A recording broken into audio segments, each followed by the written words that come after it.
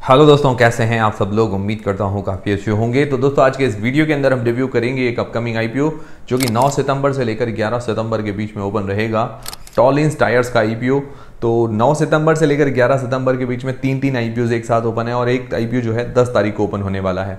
तो मैं चार जो आईपीओ है चारों आईपीओ का एक साथ रिव्यू वाला वीडियो डाल चुका हूँ। उसके अंदर आईपीओ की रैंकिंग हमने डाली है, उसके अलावा लिस्टिंग गेंस के हिसाब से कौन सा अच्छा है, लॉन्ग टर्म के हिसाब से कौन सा अच्छा है, उस हिसाब से मैंने एक पूरा वीडियो डाला है, वो देख लीजिएगा, लास्ट वाला ही वीडियो है, ठीक है। तो इस वीडियो के अंदर सबसे पहले इसका ग्रे मार्केट का प्रीमियम और उसकी एंकर लिस्ट के बारे में जानेंगे। इससे हमें थोड़ा बहुत लिस्टिंग गेंस का अंदाजा हो पाएगा। फिर इस कंपनी की डिटेल्स के बारे में जानेंगे, मतलब कंपनी क्या काम करती है, कौन से सेक्टर की कंपनी है, फ्यूचर कैसा रह सकता है। फिर इसके फाइनेंशियल्स और फंडामेंटल्स के बारे में जानेंगे, मतलब कंपनी प्रॉफिट मेकिंग है या लॉस मेकिंग कंपनी है और अपने जो भी कंपटीटर्स वगैरह उनसे महंगी वैल्यूएशन है या सस्ती है। फिर इस आईपीओ की डिटेल्स के बारे में जानेंगे। अंत में हम जानेंगे कि कैसा आईपीओ में अप्लाई करना चाहिए, नहीं करना चाहिए, और करें तो लिस्टिंग गेंस के हिसाब से या लॉन्ग टर्म के हिसाब से। सारी चीज़ें हम क्लियर करेंगे इस वीडियो के अंदर। वीडियो शुरू करने से पहले दोस्तों टेलीग्राम व्हाट्सएप चैनल को जरूर ज्वाइन कीजिए ताकि छोटा मोटा अपडेट और वीडियो का नोटिफिकेशन हाथों हाथ मिलता रहे। और आईपीओस वगैरह आ रहे हैं आपके पास या आपके फैमिली मेंबर्स में किसी के पास डीमैट अकाउंट नहीं है तो एंजल वन के साथ बिल्कुल फ्री में आप खुलवा सकते हैं। उसकी लिंक डिस्क्रिप्शन के अंदर प्रोवाइड करवा दी है। तो सबसे पहले बात करें इसके ग्रे मार्केट के प्रीमियम की, तो अभी लेटेस्ट ग्रे मार्केट का प्रीमियम देखें तो लगभग 10 से लेकर 13% के बीच में चल रहा है। अभी अगर मान के चले जो ग्रे मार्केट के अंदर डिमांड है 30 रुपये पर शेयर, 66 शेयर्स का लॉट है, लगभग 1980 रुपये जैसा हमें एक लॉट पर अंदाजन फायदा देखने को मिल रहा है। लगभग जो होता है 13% के आसपास, 13% ग्रे मार्केट का प्रीमियम है। तो अभी थोड़ी सी डिमांड कम है। मेरा जो मिनिमम क्राइटेरिया रहता है 20% के आसपास, ताकि थोड़ी बहुत सेफ्टी बनी रहे। मान लो थोड़ा बहुत और अगर ग्रे मार्केट का प्रीमियम डाउन हो जाता है, मार्केट डाउन होता है, उस कंडीशन में थोड़ी सेफ्टी रहती है। तो अभी थोड़ा सेफ कम है। बट एंकर लिस्ट की बात करें तो एंकर लिस्ट के अंदर एक बड़ा नाम है एफआईआईस के अंदर बोफा सिक्योरिटीज़ यूरोप। उसके अलावा कुछ इंडियन इन्वेस्टर शामिल हैं। ना ही कोई बड़े एफआईआईस हैं, ना ही कोई बड़े म्यूचुअल फंड हैं। ठीक ठाक एंकर लिस्ट कह सकते हैं। लगभग मैंने आपको बताया भी था 3.5 जैसी 3-3.5 जैसी रेटिंग दे सकते हैं पर्सनली मेरे हिसाब से। तो एंकर लिस्ट ठीक ठाक है क्योंकि छोटा इश्यू साइज है, 69 करोड़ रुपए जुटाए गए हैं इस कारण। तो अभी हमें थोड़ा बहुत वेट करना चाहिए सब्सक्रिप्शन वगैरह का, और एंकर लिस्ट तो ठीक ठाक है और जीएमपी भी ठीक ठाक है। तो अभी हमें सब्सक्रिप्शन वगैरह का वेट करना चाहिए। फिर इस कंपनी की डिटेल्स के बारे में जानते हैं, मतलब कंपनी काम क्या करती है। तो कंपनी 2003 के अंदर इनकॉर्पोरेट हुई थी। करीब 21 साल हो गए हैं अपने ही सेक्टर के अंदर। तो ये कंपनी क्या करती है, टायर रीट्रेडिंग का काम करती है। मतलब ये मैं आपको बताऊं, टायर जो है, मतलब कोई भी ट्रक है, ट्रैक्टर के टायर हैं, ये 2 व्हीलर 3 व्हीलर ऐसे टायर जो होते हैं वो क्या है कि ऊपर से घिस जाते हैं। मतलब अगर हम टायर यूज़ करते हैं तो घिस जाते हैं।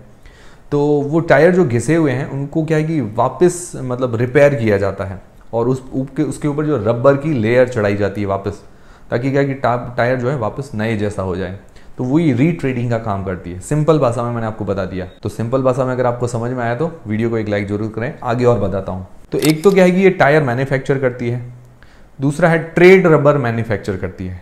ट्रेड रबर मतलब जो ये टायर का रबर होता है, ऊपर जो रबर लगता है साइड में आप देख सकते हैं, वो ये मैन्युफैक्चर करते हैं। मतलब इसके पास वो सारी चीज़ें रहती है।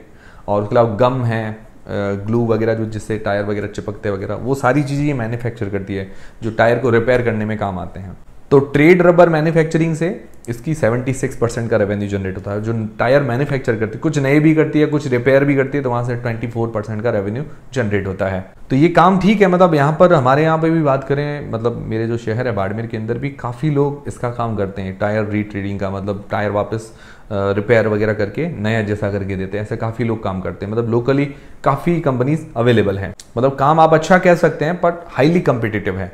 एक्सपोर्ट से इसका जो रेवेन्यू होता है सिर्फ 5% के आसपास, बाकी 95% इंडिया से ही इसका रेवेन्यू जनरेट होता है। फिर इसके फाइनेंशियल्स और फंडामेंटल्स जाने तो फाइनेंशियल्स 2022 से 2024 तक दिए गए हैं। तो एसेट्स के अंदर अच्छी ग्रोथ है। फिर रेवेन्यू की बात करें तो रेवेन्यू के अंदर भी साल दर साल ठीक ठाक ग्रोथ है। 114 करोड़ से 228 करोड़ रुपए हुआ है, लगभग 2 गुना जैसी ग्रोथ है। मतलब 2022 से 2024 के अंदर रेवेन्यू के अंदर, मतलब ये आंकड़े जो है मिलियंस के अंदर दिए गए हैं और अपन पीछे एक जीरो हटा देंगे तो करोड़ में बन जाएंगे। प्रॉफिट की बात करें तो प्रॉफिट साल दर साल ग्रोथ है। 63 लाख से लगभग 26 करोड़ रुपए के आसपास अभी इसका प्रॉफिट हुआ है। और प्रॉफिट मार्जिन निकालते हैं तो 11.5% के आसपास प्रॉफिट मार्जिन निकल कर आते हैं। काफ़ी बढ़िया बात है। इसके हाथ में रिजर्व्स हैं 85 करोड़ रुपीज़ के, और इसके ऊपर जो बोरोइंग्स उधारी है 78 करोड़ रुपीज़ की। और आईपीओ से जो पैसे जुटाएगी फ्रेश इश्यू के जरिए, तो उसमें 70 करोड़ रुपए इसकी उधारी चुकाने के अंदर पैसा काम में आने वाला है। तो आईपीओ के बाद ऑलमोस्ट डेट फ्री कंपनी हो जाएगी।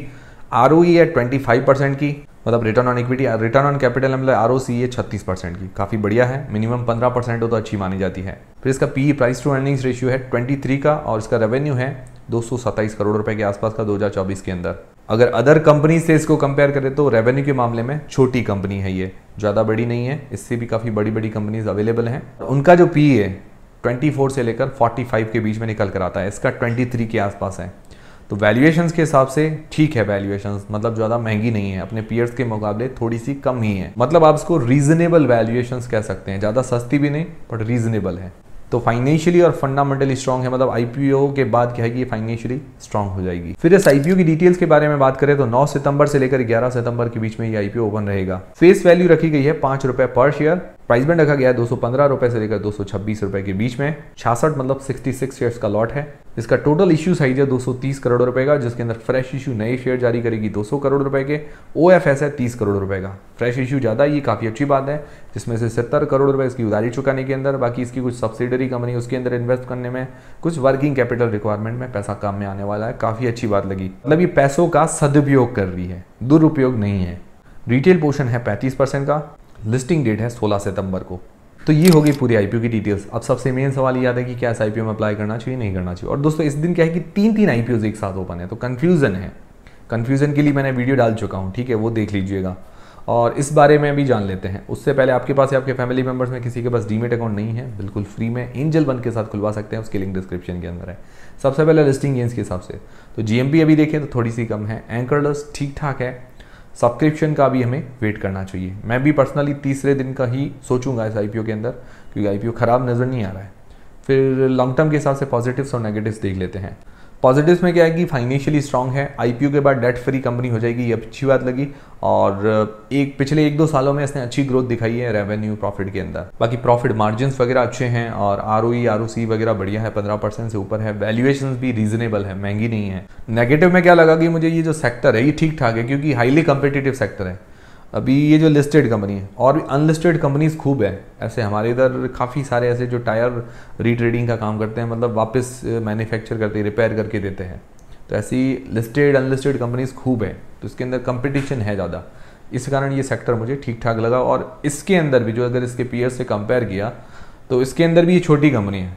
मतलब ऐसा नहीं है कि भाई टॉप 2 टॉप 3 में आए लीडिंग कंपनी, ऐसा भी नहीं है। इस कारण मुझे ये थोड़ा सेक्टर वगैरह ठीक ठाक लगा। बाकी ओवरऑल कंपनी वाइज इसको देखें, मतलब एक कंपनी देखते हैं ओवरऑल कंपनी कैसी, तो कंपनी वाइज अच्छी कंपनी है। मतलब इसके रेवेन्यू प्रॉफिट के अंदर अच्छी ग्रोथ है और IPO का मतलब फ्रेश इश्यू का पोर्शन ज़्यादा है। अपने ऊपर जो डेट है वो भी पे कर रही है और जो फ्रेश इश्यू का पोर्शन है वो अच्छे कामों में यूज़ ले रही है। तो overall company wise IPO wise ये ठीक है। बाकी क्या कि अभी देखिए IPOs बहुत ज़्यादा हैं, तो जहाँ फ्लो होगा लोग वहीं पैसा डालेंगे, ये चीज़ है। तो पर्सनली मैं आखिरी दिन इस IPO में अप्लाई करने का सोचूंगा। अभी क्या है कि मुझे इंटरेस्ट तो आया कि भाई IPO ठीक है, मतलब कंपनी वाइज ठीक है, बट डिमांड नहीं है, डिमांड थोड़ी सी कम है, इस कारण थोड़ा मुझे सोचना पड़ रहा है। आप लोग क्या करेंगे, क्या इस IPO में अप्लाई करेंगे नहीं करेंगे, मुझे कमेंट करके बता दीजिएगा। और ये वीडियो देखने के बाद अगर आपकी हेल्प हुई है तो वीडियो को एक लाइक जरूर करें, मुझे कमेंट करके ज़रूर बताएं कि आपकी हेल्प हुई है, और इससे हमें काफ़ी मोटिवेशन मिलता है। टेलीग्राम इंस्टाग्राम फ्री में डीमेट अकाउंट सबके लिंक डिस्क्रिप्शन के अंदर है। मिलते हैं दोस्तों अगले वीडियो के अंदर।